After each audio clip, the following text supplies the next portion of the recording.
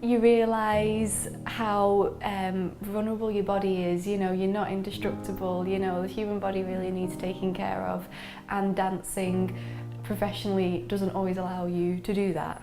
Warming up her ankles is something Amy has had a lot of practice at. After falling and getting a nasty sprain in her performance, she's aware how fragile the human body can be. And it's only when you stop and you realise, whoa, okay, something's not right here, you panic because you think, okay, I've got all these shows to do, the rest of the cast is relying on me, what am I going to do in the future? So yeah, it's worrying. For Amy, this meant intensive rounds of physiotherapy to rebuild strength in her ankle. And despite a reoccurring injury, Amy wasn't going to give in. I wanted to dance like myself again. So I just did whatever I needed to do. Ballet is one of the most physically demanding sports, and the constant stress and strain on muscles and joints means Amy and her physio continuously work to find ways to support her body. If I needed to rest one day, then I would. And yeah, I just wanted it to be okay. So maybe it was sheer stubbornness. And I'm going to ask you to go onto your tiptoes, if that's okay. To many professional dancers, physiotherapy is nothing out of the ordinary. But rebuilding strength and mobility can be a long process. It is important that people listen to the bodies. I always say to people, well, you service your car, you look after your car, so why wouldn't you look after your body as well?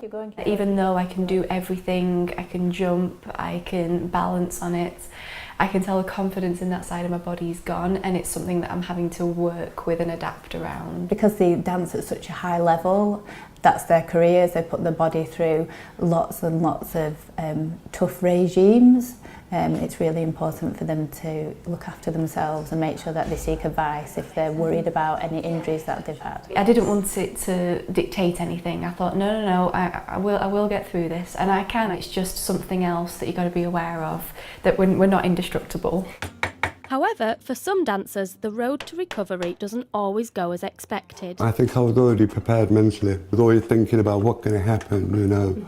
I think there's a lot of dancers who don't think about that. I mean, you can have an injury tomorrow and that's it. Your career completely ended. Dominic was a soloist at the Portugal National Ballet. His professional career came to an end after multiple knee injuries meant he had to retire from ballet at 22. During his recovery process, Dominic began working on the set design team for theatre productions. It can be demoralising. I decided that at that point, no, there could be a career change, because I was thinking, you know, in the long term, you know, be lucky if I can get to 30, 35, and then I was going to, you know, ask myself what I'm going to do next. And I've always enjoyed doing art, drawing, so I think that's probably why it led me on the more practical side. Dominic now has a degree in carpentry and restoration and hopes others can find their own passion after dance. I think there's a lack of awareness, I think, in when you're working with companies or schools, of how to prepare yourself if you were going to be in that situation where you're going to have to choose a different career.